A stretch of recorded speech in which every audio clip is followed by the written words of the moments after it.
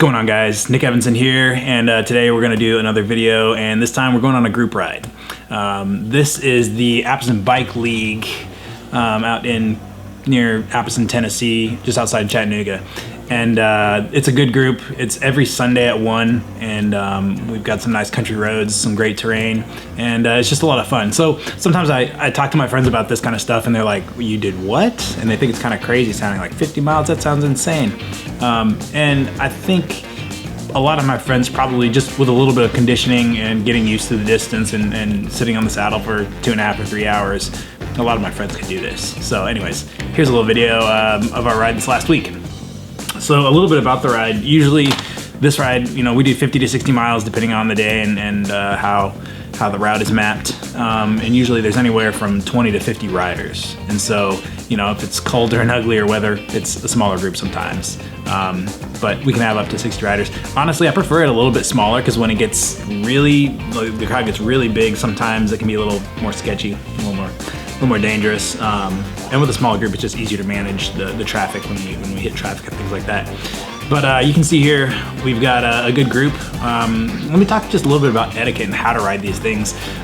You can see here, we have somewhat of a double pace line going on, although it's kind of sloppy. You can see it's kind of 3 wide in places. And that's gonna happen from time to time. But, you know, we try and keep a double pace line, keep it tight. The most important thing if you're gonna go do a ride like this is just to stay safe. You know, manage a steady pace, keep distance between you and the rider in front of you so you're not overlapping wheels where if they come over you're gonna crash. Just don't do sudden movements and stuff that's gonna scare people and make them feel like you're gonna crash. And we always have a good ride like this. We'll always miss a turn or two. So here's a moment where we, some people's GPS devices were mapping it one way to go this route and some were mapping it to the other route. I don't know why the devices, the Garmin's and the Wahoos and whatever read it differently, but what's a good ride without a little mistake or two? It always happens. But anyhow, so you see this ride, we actually had a little bit harder ride. This is supposed to be kind of a base pace ride where we do, you know, a moderate effort, but it's not supposed to be super hard. This ride though, it felt like every one of these hills, like the one we just went up, every hill it seemed like it was 300 to 500 watts or maybe a little bit more. And that's typically more than we really want to do on this. But it's, you know, it's good fun.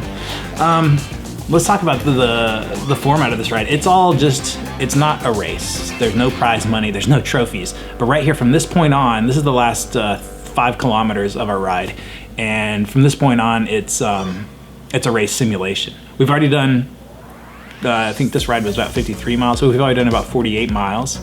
And then when we turn onto this road here, Keith Valley, it's on. Whoever wants to race to the end is welcome to. We ask that everybody be safe, don't cross the center line, and then just really look around you to make sure you're not cutting someone off, causing an accident. But other than that, we just simulate a race, and it's great because a lot of these, well, a handful of these guys will actually race.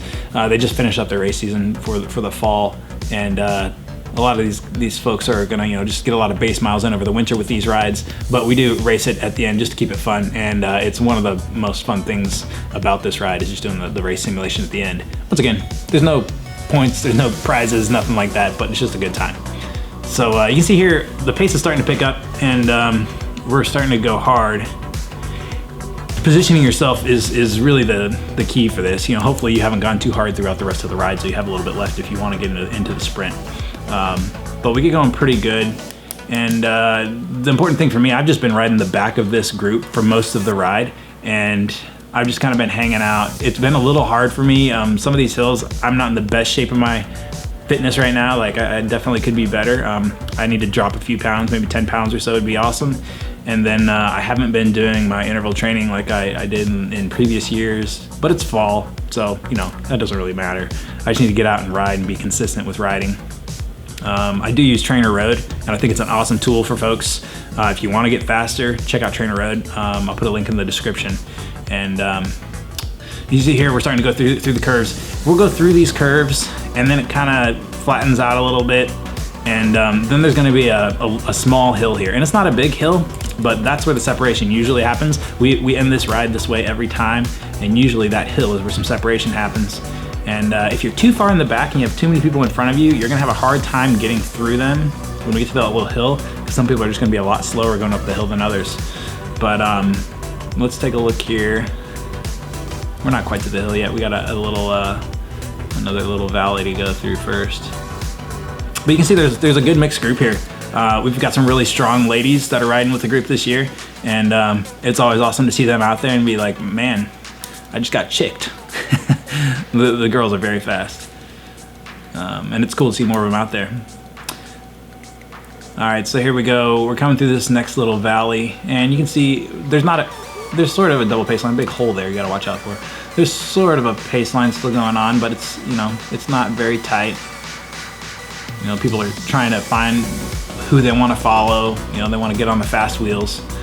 And here comes this little hill here. And you're gonna see what happens. I'm still towards the back of the group. You can see this guy on the left here moving up, and he actually does cross over, which we don't really recommend that. I understand he could see through the whole corner. Still, we try and avoid that. But here's where the hurt really starts getting put on me most of the time. A lot of these guys, their power to weight ratios are way better than me, just because they weigh less and they're stronger. So going up the little hills like this is real tough. But I just tried to hang in there, and I knew that after I got over the top, my short power is pretty decent still. And when I need to bridge up to the next riders, if I lose a little bit of room here, I generally can bridge up to the next group if I need to, and hopefully I have somebody with me to help out a bit. But you can see here we're starting to go down, and we're starting to shed some riders. I worked my way through some of them here, but there's still a good 15 or so wheels in front of me. Going into this, I really didn't have any expectations because I've not been riding a whole lot, and so, you know, I'm just hanging out here. I got the GoPro running, so I wanted to try and be towards the front so I could show you guys what's going on. And everybody's kind of recovering here a little bit as we're going downhill. Unfortunately, I don't have my GPS speed power data. My Garmin glitched, and when I hit save at the end of the ride, it restarted my cycling computer, and so I didn't get any of that data. But we'll try and get some on one of my next rides coming up here. But we're probably rolling along at 25 or 30 miles an hour. You see the guy on the tri-bike here, which sometimes it makes me a little bit nervous to see guys on tri-bikes out there mixing it up in the group like this. Just because tri-bikes are not generally they don't handle quite the same as a road bike would. But this he's super strong, and he was, you know, very responsible, very in control of his machine, right there ready to grab the brakes if he needed to, so it's no big deal. And he's super strong too. So all right, here's the move starting to go up the left side, and the pace just really picks up, and I'm just trying to stay in the draft, do as little work as I can, but I know this is where the separation is really going.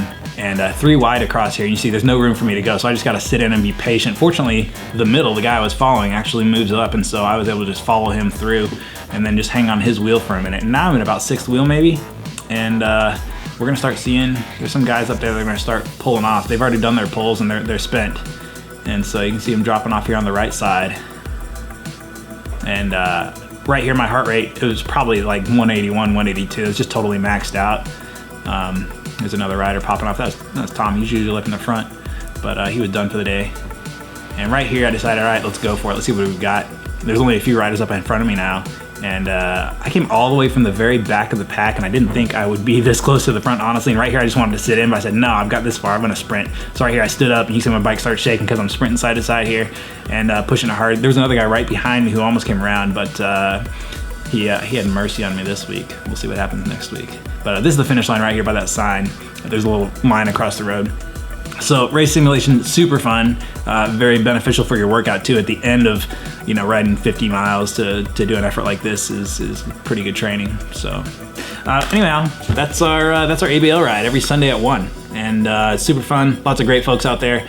You can see this is the guy who won here in the gray shorts. He's pretty quick. He'll just hang off the back of the group for most of the ride and just do his own little ride just off the back. But then when it comes time to race, he's moving right up to the front. He's got some strong power there. But yeah, if you have a local group that you've been thinking about getting out and joining, go do it, because you know, you meet some great people, make some great friends, get some good fitness, and it's super motivating to have a group to ride with. So whether you race or not.